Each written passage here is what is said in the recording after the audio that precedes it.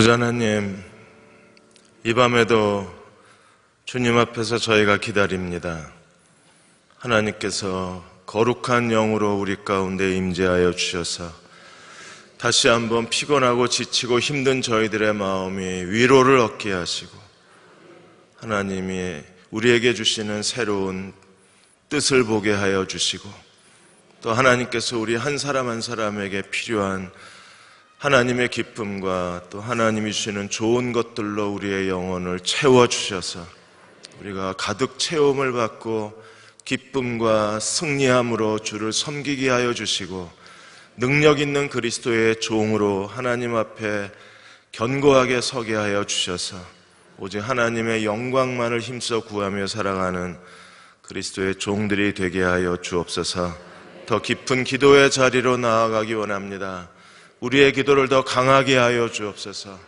기도의 능력을 크게 힘있게 하여 주옵소서.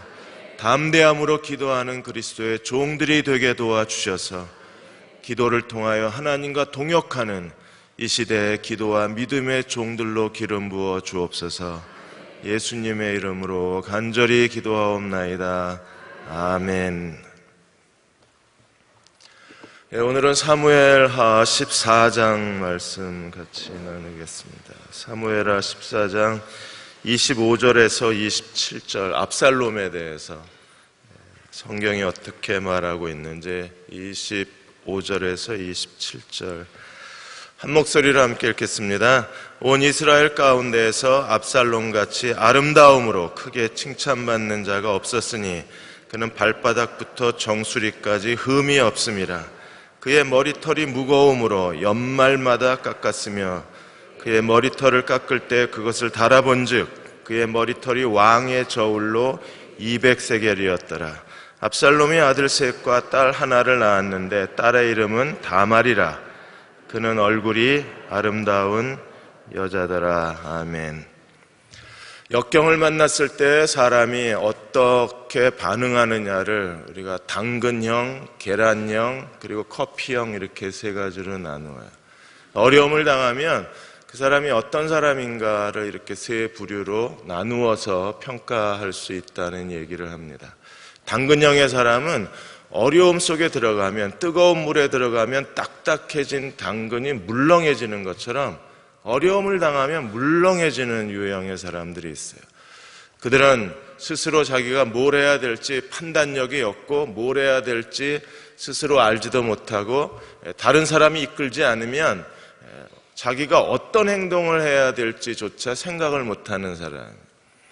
계란형의 사람이 있습니다. 그 안에 정말 연약해요. 액체 상태입니다. 그런데 뜨거운 물에 들어가서 오랜 시간이 지나면 고체화되고 새로운 존재가 돼요.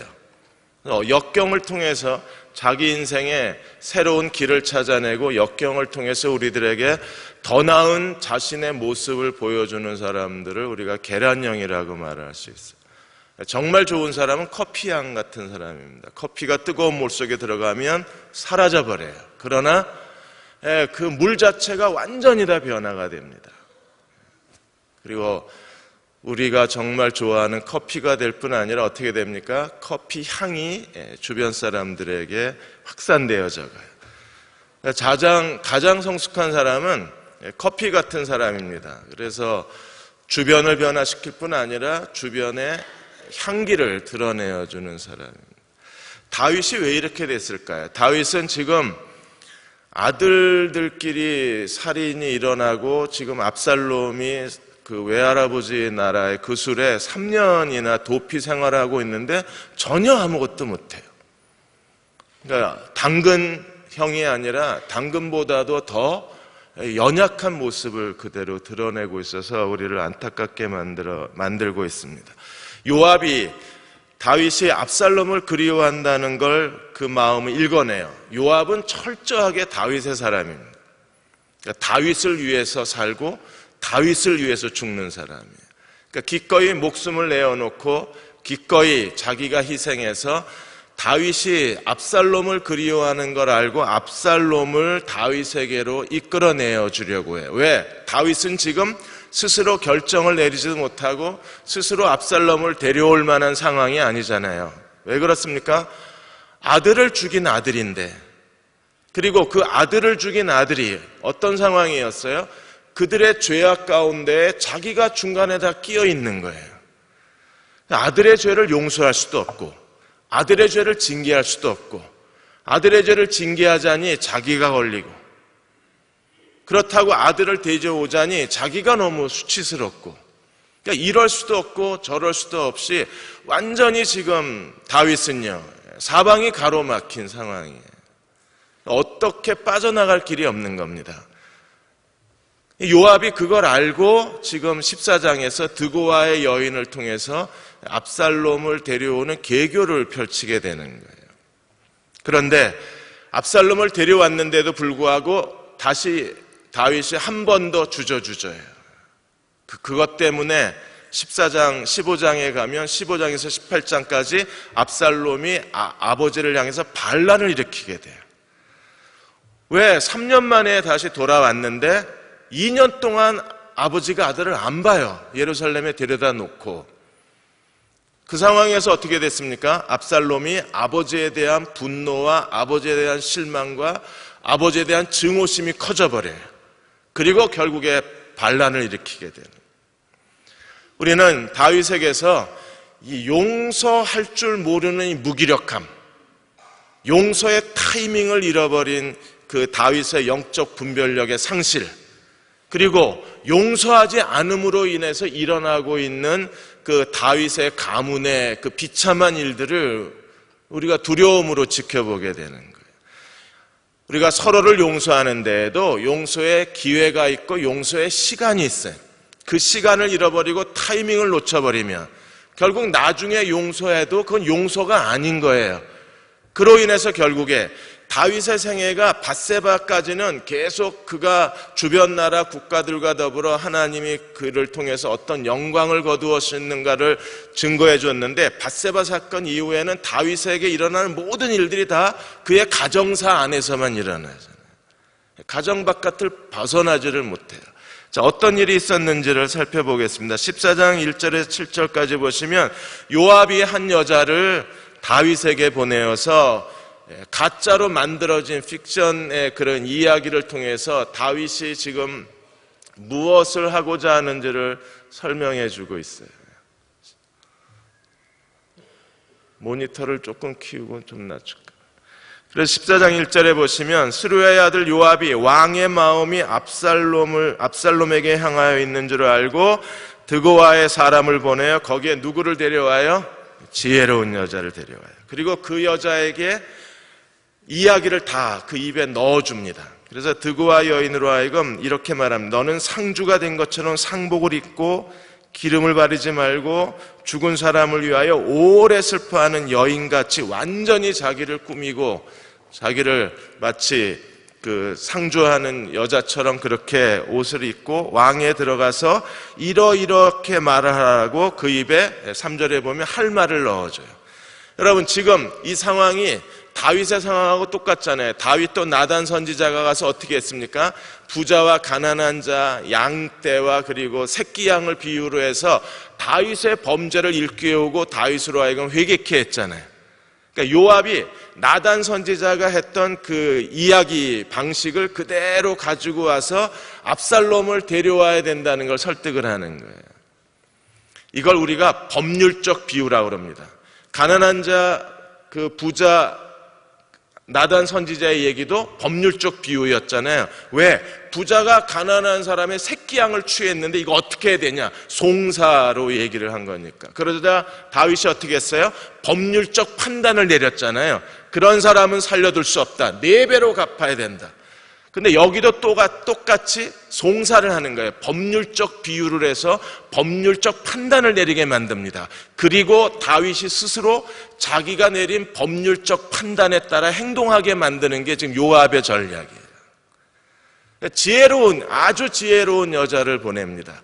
그래서 만일에 이게 망치면요, 요압 자신도 생명이 위험해지니까 아주 지혜로운 여자를 보내요. 그래서 4절에 드고와 여인이 왕께 아뢰할 때 얼굴에 땅에 대고 엎드려 이르되 왕이여 도와주소서 하고 송사를 합니다. 어떤 얘기를 합니까? 남편은 일찍 죽었고 아들이 둘이 있었는데 그 아들들이 들에서 싸우는데 아무도 말리질 않는 바람에 큰아들이 둘째 아들을 죽인 거예요. 그래서 아들이 아들을 죽인 상황이 된 겁니다. 그런데 이 이야기를 듣고 가문에 속한 사람들이 전부 다 들고 일어나서 이 여자에게, 드고와 여인에게 뭐라고 얘기하느냐 하면 그 아들도 죽여라. 왜? 살인하나니. 율법에 어떻게 되어 있어요? 살인한 사람은 반드시 돌로 쳐 죽이게 되어 있습니다. 그러니까 집안 사람들이 7절에 보시면 온 족속이 일어나서 당신의 여종 나를 핍박하여 말하기를 그의 동생을 쳐 죽인 자를 내놓으라. 우리가 그의 동생 죽인 죄를 갚고 그를 죽여 상속자가 될 것까지 끊어버리겠노라. 이것 때문에 지금 다윗에게 온 거예요. 다윗이 그녀가 다윗에게 어떻게 하소연하고 있습니까? 내게 남아있는 숯불을 꺼서 내 남편의 이름과 씨를 세상에 남겨두지 아니하겠나이다. 이렇게 만일에 이 사람들이 계속 내 남아있는 아들 하나 내놓아서 죽인다 그러면 나는 어떻게 되겠습니까? 내 남편의 씨가 없어지면 우리 가문이 없어지는 겁니다. 이 이야기를 하자 다윗이 어떻게 반응을 해요? 8절에서 11절까지가 다윗의 판결입니다. 8절에 왕이 여인에게 이르되 내 집으로 가라. 내가 너를 위하여 명령을 내리라. 나중에 해줄게. 생각해보자. 나중에 처리해주자. 줄게. 라고 얘기를 하자 여자가 그냥 안 가요. 끝까지 다윗과 이 문제에 대해서 대화를 나눕니다. 그래서 9절에 드고와 여인이 왕께 아뢰되 내 주 왕이여 그 죄는 나와 내 아버지의 집으로 돌릴 것이니 왕과 왕위는 허물이 없습니다.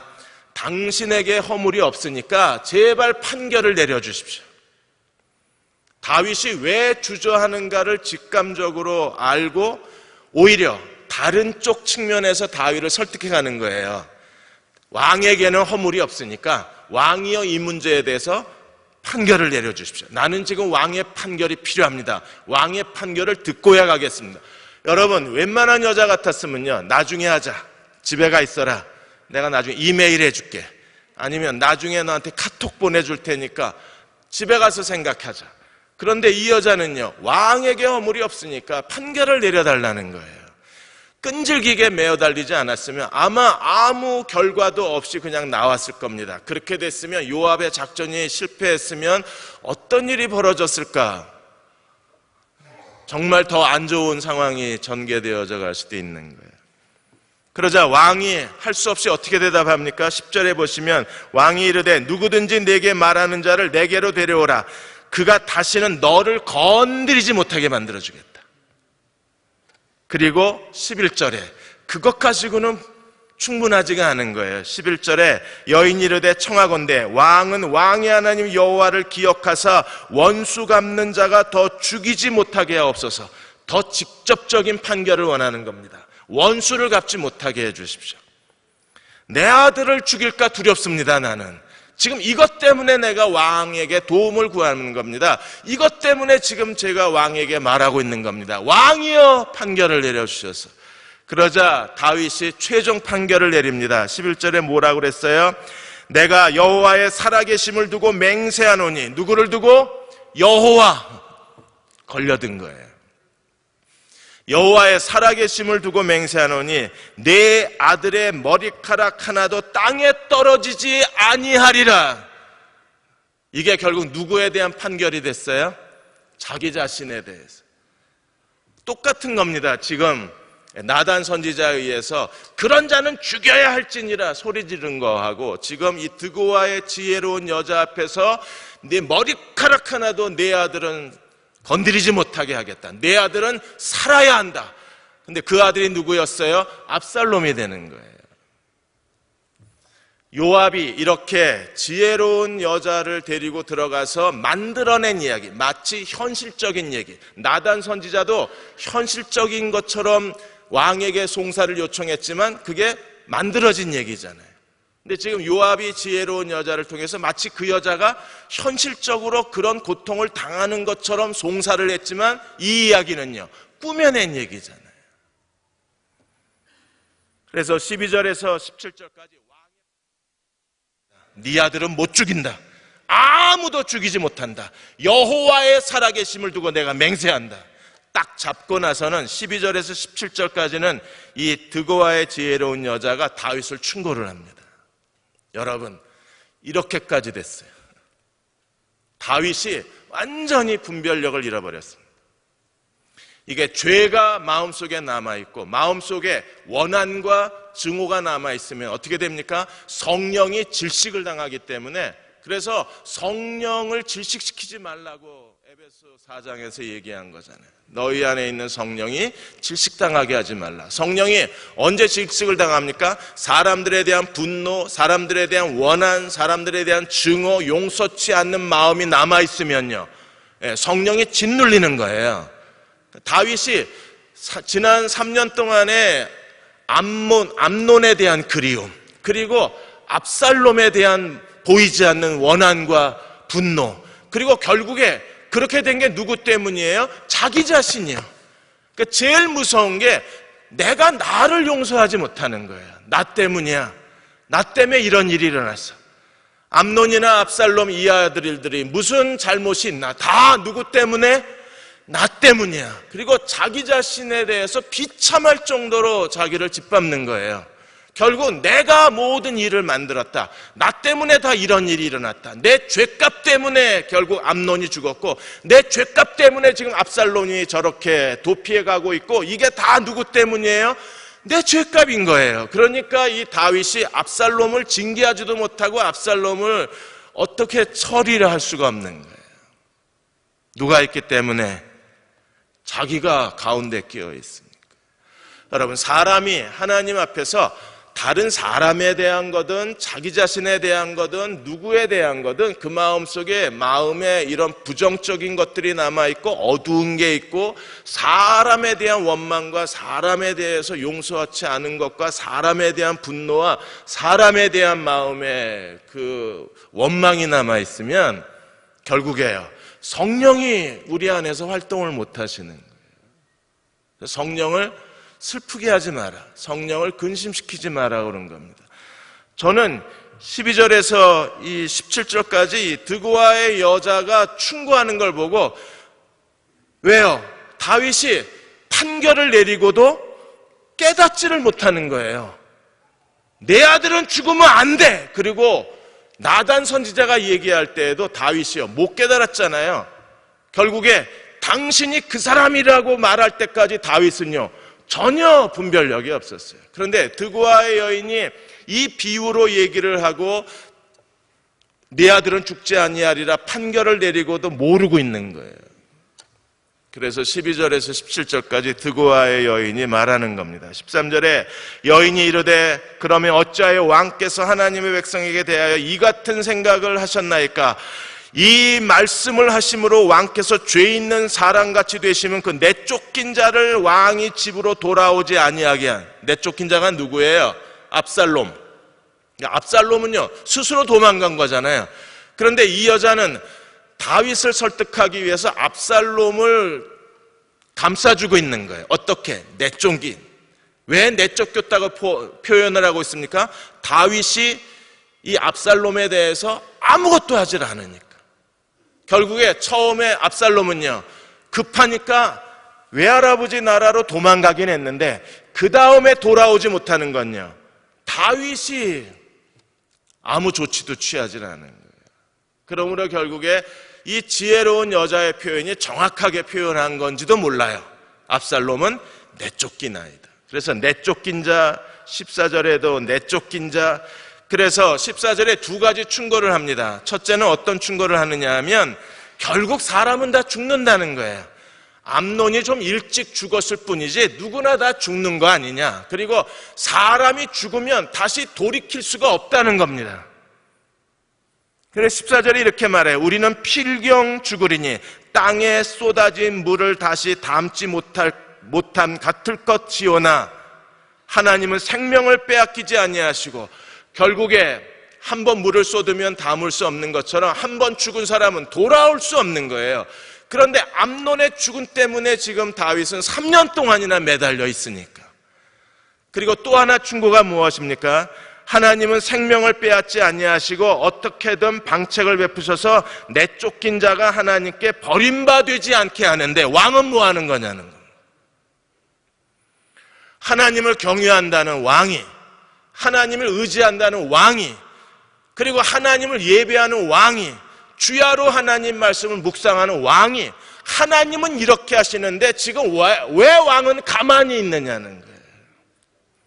이 말을 들었을 때 다윗이 정말 부끄러웠을 것 같아요. 누구나 다 죽는 건데 왜 그러고 계십니까? 하나님은 사람을 버리지 않습니다. 그런데 왕은 왜 아들을 버리십니까? 이 이야기를 다 듣고 나서 결국 다윗이 깨닫는 게 뭐예요? 아, 이거 요압이 시켰구나 하는 걸 깨닫는 거예요. 그래서 18절에서 24절까지 다윗이 그 여자하고 대화를 나누다가 여자에게 정면으로 질문을 합니다. 그래서 19절에 보시면 왕이 이르되 이 모든 일에 요압이 너와 함께 했느냐 하니 여인이 대답하여 이르되 내 주 왕의 살아계심을 두고 맹세하옵나니 내 주 왕의 말씀을 좌로나 우로나 옮길 자가 없으리이다. 왕의 종 요압이 내게 명령하였고 그가 이 모든 말을 왕의 여종의 입에 넣어 주었사오니. 그래서 다윗이 깨달아요. 그러니까 이 여자는 자기가 만들어낸 이야기, 두 아들의 이야기, 그리고 가족들이 이 아들을 죽이려고 한다는 얘기, 그리고 나는 이 아들이 죽는 것이 두렵다는 얘기, 이 이야기를 통해서 다른 사람의 상황을 가지고 지금 다윗이 자기의 현실을 현명하게 판단하기를 구하는 거예요. 그리고 그 현명한 판단이 뭡니까? 그 아들은 죽으면 안 된다는 거예요. 그래서 이 드고아의 여인이 다윗에게 하는 말이 뭐예요? 압살롬도 죽으면 안 된다는 겁니다. 그럼 어떻게 해야 합니까? 데려오라는 거예요. 지금 데려와라. 정확하게 이 비유를 통해서 요압이 왕에게 메시지를 그리워하고 있었으니까 왕이 결정하게 만들어서, 그래서 결국 다윗이 어떻게 결정을 하게 됩니까? 21절에 보시면 왕이 요압에게 이르되 내가 이 일을 허락하였으니 가서 청년 압살롬을 데려오라. 이렇게 해서 3년 만에 압살롬이 다시 돌아오게 돼요. 우리가 하나님을 섬기는 데 있어서 모든 그리스도인이 이 성령과 더불어 사는 데에 우리가 뛰어난 신앙을 가져야 돼요. 그러니까 적어도 나 혼자 사는 게 아니라 우리 안에 성령이 내주하고 계시고, 여러분 안에 성령이 내주하시는 걸 믿으십니까? 정말 성령이 여러분 안에 계십니까? 그러면 그 성령과 사는 법에 우리가 탁월해야 돼요. 사람도 개인적으로 어떤 성품이나 도덕성이나 그 사람의 태도에 다른 사람보다 뛰어난 점이 있으면 그것 때문에 성공하잖아요. 콜린 파월 그 걸프정의 영웅, 그리고 미국 합참 의장까지 지내신 그분도 흑인 소년이었지만 성적도 형편없었지만 가난한 집에서 태어났지만 그래서 고등학교 때부터 아르바이트를 해야 하루 먹고 하루 살았어요. 그 파월 장군이 아르바이트 했을 때 코카콜라 회사 창고에서 근무를 했습니다. 창고에 이 코카콜라가 쏟아지면 그거 닦는 역할을 했는데 어느 날 지게차가 이 코카콜라를 들다가 이게 그냥 통째로 넘어진 거예요. 그래 바닥에 다 콜라가 다 쏟아졌는데 다른 청소부들은 이게 창고 전체에 쏟아지니까 슬금슬금 다 피했는데 그냥 한 고등학생 하나가 끝까지 밤늦게까지 그걸 다 닦아낸 겁니다. 그게 지금 자신의 성공 비결이라고 그랬어요. 그런 성실함, 그것이 한 사람의 생애를 바꾸어낼 수 있다면 우리는요, 성령께 대해서 어떻게 행동해야 되는가를 잘 알고 성령에 대한 성실함이 우리에게 필요한 거예요. 성령님은요, 인간관계에 굉장히 영향을 많이 받으세요. 그러니까 성경에 성령이 나올 때마다 반드시 뭐가 따라서 나와요? 갈라디아서에도 성령을 좇아 행하라고 했을 때 반드시 따라붙는 게 무엇입니까? 육체의 일과 성령의 열매가 다르잖아요. 육체의 일은 뭐예요? 인간관계 다툼. 성령의 열매는 무엇입니까? 인간관계의 화목함. 에베소서 4장에도 성령을 근심하게 하지 말라고 했을 때 반드시 거기에 뭐가 있어요? 허영과 다툼과 분노와 그리고 서로에 대한 적대감. 그러나 성령 안에서 사는 사람들은 어떻게 해야 합니까? 그리스도가 우리를 용서하신 것처럼 서로 용서하고 서로 친절하라는 거예요. 그러니까 성령의 사람들, 성령과 동행하는 사람들, 성령과 동행할 줄 아는 영성의 사람들은요, 인간관계에 조심하는 거예요. 근데 지금 다윗이 하나님의 신에 감동되었던, 성령 충만했던 다윗이 순식간에 지금 넘어지고 그리고 쓰러지면서 그가 보여준 뒷모습은요, 너무 안타까운 거예요. 자기 아들 하나도 어떻게 못하는 거예요. 아니, 어떻게 할 수가 없는 겁니다. 여러분, 이 상황이 되면요, 어떻게 할 수가 없는 거예요. 안 그래요? 아들을 죽인 아들을 어떻게 하겠습니까? 더군다나 그런 모든 일 뒤에 누가 원인이 된 거예요. 자기가 원인 제공자가 된 건데 어떻게 능숙하게, 지혜롭게, 신속하게, 결단력 있게 이걸 처리할 수 있겠어요? 못하는 겁니다. 그래서 3년 동안에 이 문제를 질질 끌고 온 거예요. 그것 때문에 결국 드고아의 지혜로운 여자에게 책망을 받고 그 여자의 얘기에 설득이 돼서 다윗이 내린 결론이 뭡니까? 데려오자는 겁니다. 데려오긴 했는데 여러분 어떻게 됐어요? 요압이 데리고 왔는데 24절에 보시면 왕이 이르되 그를 그의 집으로 물러가게 하여 내 얼굴을 볼 수 없게 하라 하며 압살롬이 자기 집으로 돌아가고 왕의 얼굴을 못 본 겁니다. 이건 용서한 것도 아니고 안 한 것도 아니고 이렇게 돼버린 거예요. 압살롬을 자기 집으로 데려오긴 했어요. 예루살렘으로. 그런데 얼굴은 보지 않겠다는 겁니다. 구약신학자는 이렇게 말합니다. 왕으로서 압살롬을 용서를 했어요. 그런데 아버지로서는 압살롬을 용서를 못한다. 그래서 오기는 오는데 데려오라. 내쫓겼다고 그랬으니까 그럼 데리고 와. 그러나 얼굴은 보기 싫다는 거예요. 두 가지 잘못을 저지른 하나는요, 차라리 징계를 하지.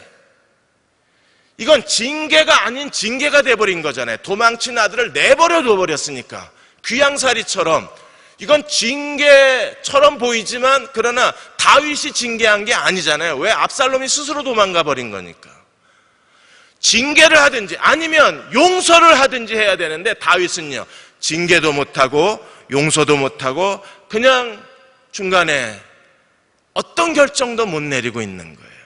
그러는 사이에 다윗은 점점 영적으로 더 쇠약해져 가고 영적으로 더 어두워져 가고 결국에 그 무기력한 아버지를 쳐다보던 압살롬이 아버지에 대한 반감을 갖기를 시작하는 겁니다. 아버지가 얼굴을 보지 않은 게 한두 달이 아니에요. 얼마나 안 봤느냐 하면 2년 동안을 안 봐요. 그러니까 무려 5년간 아들을 안 본 거예요. 5년 동안 암놈을 그리워하고 압살롬을 그리워했다가 그러면서도 서운하고 그러면서도 분하니까 압살롬을 5년을 안 봐요. 그런데 그 압살롬은 어떤 사람입니까? 25절에서 26절까지 압살롬은 어떤 사람이었어요? 세상에 이런 일이 여기에 나올 만한 사람이에요. 왜요? 명물입니다. 뭐가? 머리털이. 부러운 분 많으시죠? 저도 고민이 시작이 됐는데 머리털이요 얼마나 많은지 1년에 한 번 압살롬이 머리를 잘랐는데 1년에 한 번 삭발식을 했어요. 매년 삭발식을 했는데 그게 왕의 저울로 200세겔입니다. 왕의 저울로 1세겔이 13g이에요. 그러면 200세겔이면요 머리 한 번 잘랐는데 거의 2.6kg. 소고기가 몇 근입니까? 600g이 한 근인가요? 이게 한 번 머리를 자를 때마다 거의 3kg을 머리를 자르는 거야. 그러니까 머리가 너무 멋진 남자입니다. 그러니까 그 당시에 다윗 시대의 김수영 같은 거예요. 모든 여자와 모든 국민들이 다 압살롬의 매력에 빠져드는 겁니다. 그래서 25절에 성경이 그렇게 증언하는 거예요. 온 이스라엘 가운데 압살롬과 같이 아름다움으로 크게 칭찬받는 자가 없으니 발바닥부터 정수리까지 흠이 없었어요. 더군다나 명품 중에 명품은 그의 머리털. 온 이스라엘이요 압살롬의 아름다움에 빠져들어갔습니다. 그런데 지금 그 압살롬이 국민들에게는 이렇게 사랑을 받았지만 집안에서는요, 아버지와의 그 냉각, 아버지와의 냉담함, 그 아버지의 무관심 때문에 지금 벌써 5년 동안이나 아버지 얼굴을 못 보고 있는. 그래서 요압을 통해서, 더군다나 압살롬은요 27절에 보면 아들 셋과 딸 하나를 두었는데, 이 압살롬이 자기 여동생 다말에 대한 그 애처로움이 너무 큰 거예요. 그러자 딸을 낳았는데 자기 여동생 이름까지 붙여주어요. 어떤 분은 이 다말이 그 다말인 줄 아는데, 아니요, 그 다말하고 이 다말이 달라요. 아까 그 처음에 나온 다말은요 여동생이고, 지금 이 다말은 딸이에요. 다말에 대해서 너무 애정이 큰 거예요, 압살롬이. 세 아들은 아마 일찍 죽은 걸로 저희가 추정을 합니다. 그러니까 딸 하나 데리고 압살롬이 아버지에 대한 그 그리움이 결국에 아버지에 대한 분노로 바꿔버려요. 요압을 통해서 28절에 압살롬이 이태 동안 예루살렘, 이태는 2년입니다. 이태 동안의 예루살렘, 이태라는데 목사님은 2년이라고 그러냐고. 2년이 이태예요. 제가 제대로 알고 얘기하는 거예요. 못 봤어요. 그러자 요압에게 계속 아버지 만나게 해달라는데 요압이 거절합니다. 여러분, 조금 전까지는요 왕을 드고와 여인을 통해서 압살롬을 예루살렘에 오게 만들어 주었던 요압이 갑자기 요압도 차가워져서, 압살롬이 계속 아버지 만나게 해달라고 사람을 보내도 요압이 반응이 없는 겁니다. 요압이 왜 그랬을까요? 요압은요 다윗의 남자입니다. 그래서 다윗이 얼굴 안 볼 거야 그러니까 요압도 나도 안 볼 거야 이러고 안 봐요.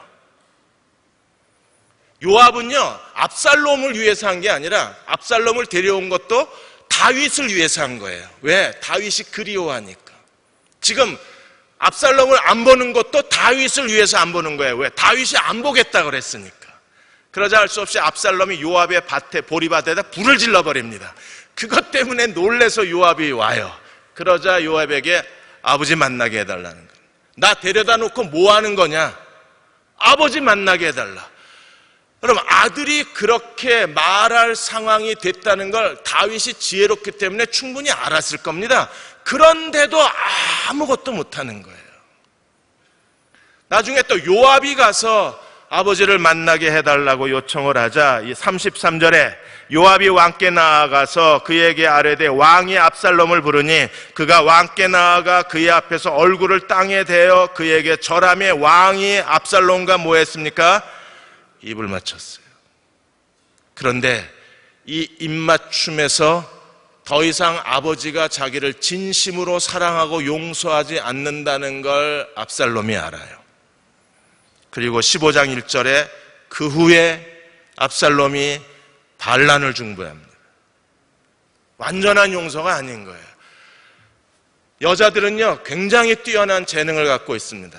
그래서 여자들은 남자하고 첫 키스를 하면 이 남자와 더 교제를 계속해야 될지, 이 남자를 버려야 될지, 이 남자가 유능한지 무능한지를요 첫 키스 탁 하면 안 돼요. 직감적으로. 대단한 능력 아닙니까?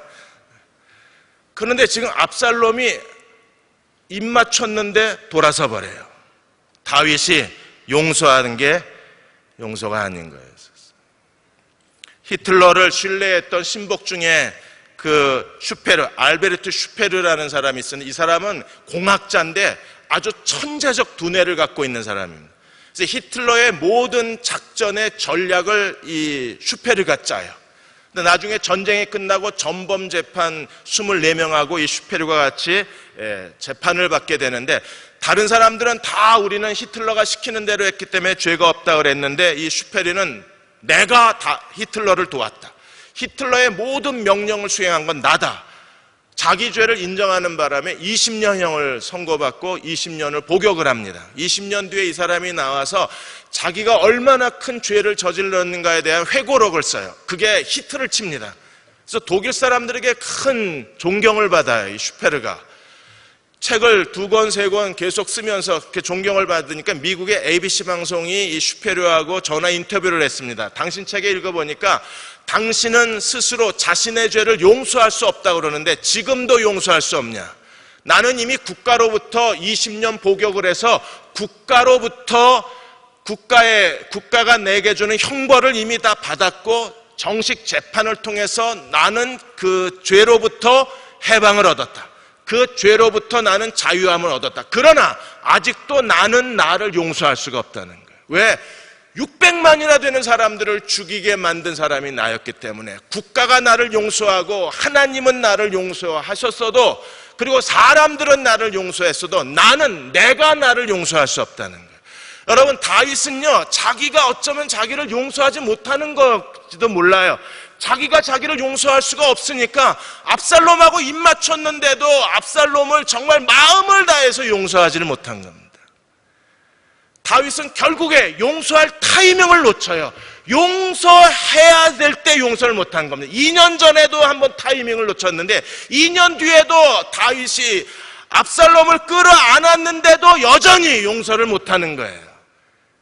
그리고 압살롬의 반란이 얼마나 참혹하고 끔찍하고 비참했으면 15장에서 18장까지가 압살롬의 반란 얘기입니다. 그것 때문에 다윗은요, 거의 왕권을 잃을 뻔해요. 하나님 뭐라고 말씀하셨는데 영원히 너의 왕권은 내가 세워주리라 그러셨잖아요. 그런데 다윗이 이렇게 무기력하게 행동하다가 그가 용서할 그 상황에서 자기가 스스로 자기 위축감에 빠져 있다가 자기가 스스로 자기를 용서하지 못함으로 맥이 풀려서 결국 아들을 끌어안지 못하다가 압살롬 때문에 거의 왕권을 잃을 뻔해요. 여러분, 만일에 왕권을 잃었으면 하나님이 사무엘하 7장에서 다윗과 맺은 메시아의 언약은 어떻게 됐을까요? 하나님은 처음부터 다시 시작하셔야 되는 거예요. 여러분이 여러분의 마음속에 아마 제 안에도 저에 대한 서운함이 있을 겁니다. 이게 하나님의 일에 미쳐, 교회의 일에 미쳐서 제가 가장 남편으로서 아버지로서의 역할을 제대로 못했기 때문에 제가 늘 그게 미안해요. 그래서 얘기를 할 때마다 용서해달라고 그러고 입으로는 용서했다 그러는데 나중에 화낼 때 보면 용서 하나도 안 했더라고요. 다 끄집어내가지고 뭐 이래 그때 이랬고 저때 야 그 얘기 다 끝난 거 아니야 그랬더니 그래도 이게 저게 막 이거 나와요. 아니 그렇게 용서를 다 안 하면 결국 하나님이 더 크게 쓸 수가 없는 거예요. 그러니까 저는 야 용서해라, 용서할 것 이왕이면 깨끗이 용서해라. 그 왜 또 끄집어내냐 그거를, 옛날 얘기를. 최근 거 해라. 근데 최근 게 없는 거야. 그러니까 옛날 거 갖다가. 웃을 일이 아니라 여러분은 안 그렇나요? 우리는요 자식들에 대해서 서운한 게 마음에 비밀 파일로 남아있어요. 남편과 아내에 대해서 서운하고 마음 아프고 상처받은 게 여전히 자신의 개인 금고에게 보관이 돼 있어요. 그럼 결국에 어떤 일이 벌어져요? 하나님의 메시아의 언약마저도 위태로운 상황이 전개되어진다 그러면 그게 얼마나 고통스럽겠습니까? 지금 여기서 다윗이 압살롬을 끌어안기만 했으면, 하나님 여기서 어쩌면 다윗이 내 집에 칼이 떠나지 아니하고 그리고 너는 은밀히 행하여서 나는 백주에 행하리라, 이 하나님의 저주가 멈췄을지도 모르잖아요. 그런데 결국에 그 저주 끝까지 가요. 그리고 그 하나님의 심판 끝자리까지 가요. 일찍 끝낼 수도 있는데 끝까지 갑니다. 그게 왜 그런 일이 일어나요? 용서를 미루다가 결국 스스로 압살롬에게 징계를 미루다가 결국 압살롬이 칼을 들어요. 그리고 압살롬을 용서를 미루다가 결국 압살롬이 증오심으로 아버지를 대적해서 반역을 일으키는 거예요. 우리가 하나님 앞에 오늘 밤에 여러분들이 기도해 주십시오. 그래서 우리 마음에 사람에 대한 게 다 없어져야 돼요. 주보열 감사에 찬양 부르셨죠? 그 찬양 부르시면서 은혜 받으셨죠? 주보열 감사에? 은혜 안 받으셨습니까? 예수의 피밖에 없네 간절히 부르시던데요. 얼굴 표정은 딴 생각하고 부르셨습니까? 정말 예수의 피밖에 없으면 어떻게 해야 돼요? 용서하세요. 그리고 지워버리세요. 누구를 위해서? 나 자신을 위해서.